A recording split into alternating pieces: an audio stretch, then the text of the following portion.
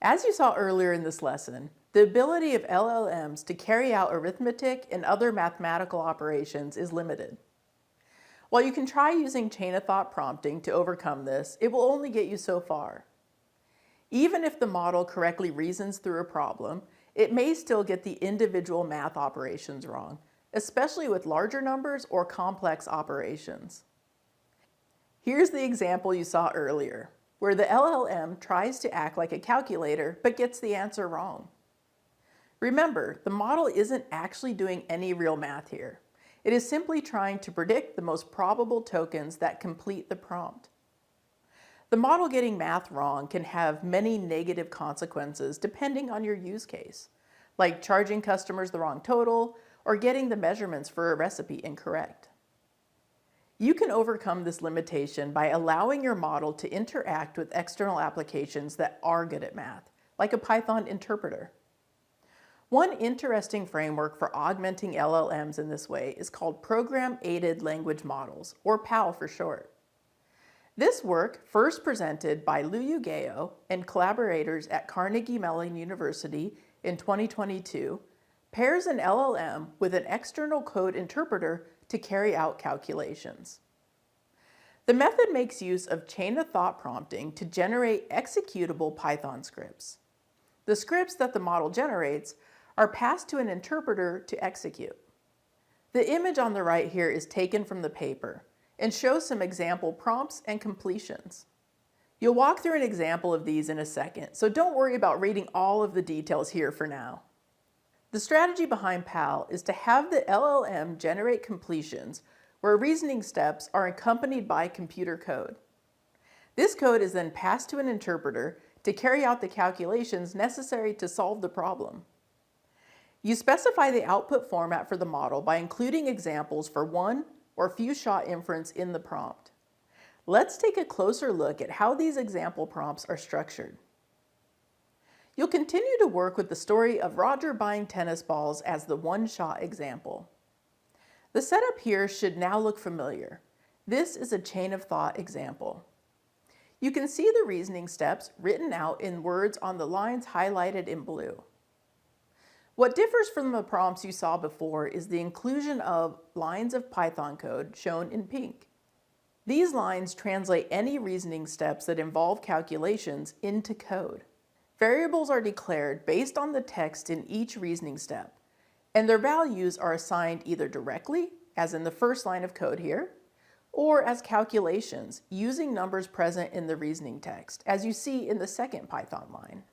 The model can also work with variables it creates in other steps, as you see in the third line. Note that the text of each reasoning step begins with a pound sign, so that the line can be skipped as a comment by the Python interpreter.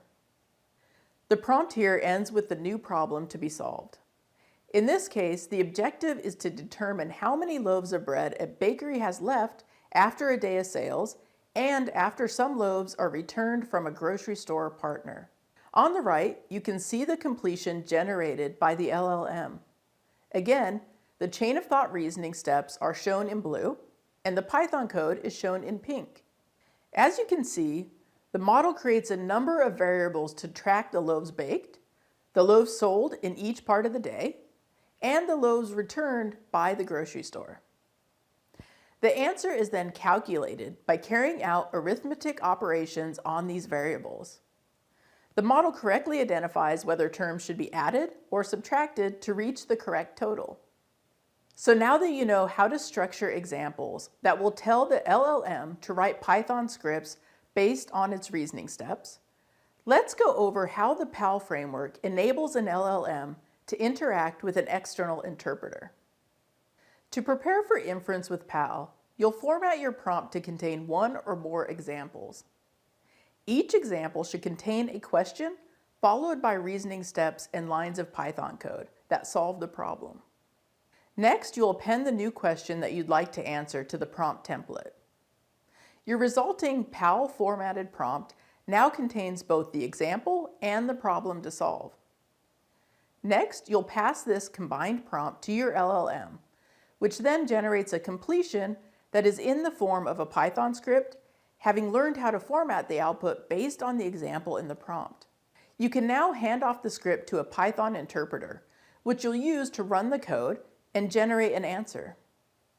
For the bakery example script you saw on the previous slide, the answer is 74.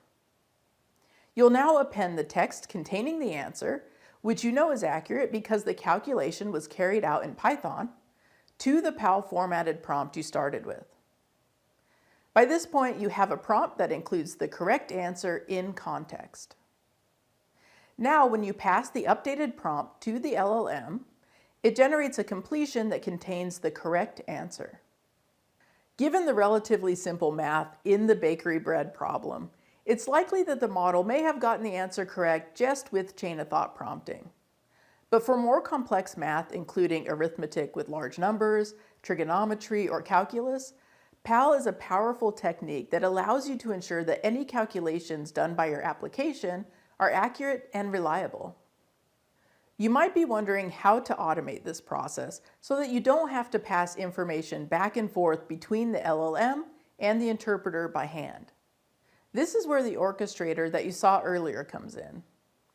The orchestrator, shown here as the yellow box, is a technical component that can manage the flow of information and the initiation of calls to external data sources or applications. It can also decide what actions to take based on the information contained in the output of the LLM. Remember, the LLM is your application's reasoning engine.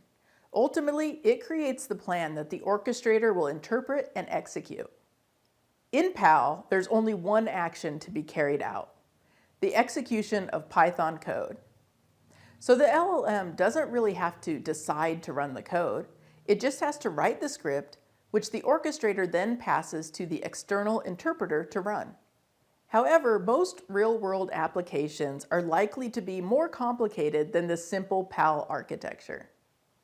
Your use case may require interactions with several external data sources. And as you saw in the ShopBot example, you may need to manage multiple decision points, validation actions, and calls to external applications. So how can you use the LLM to power a more complex application? Let's explore one strategy in the next video.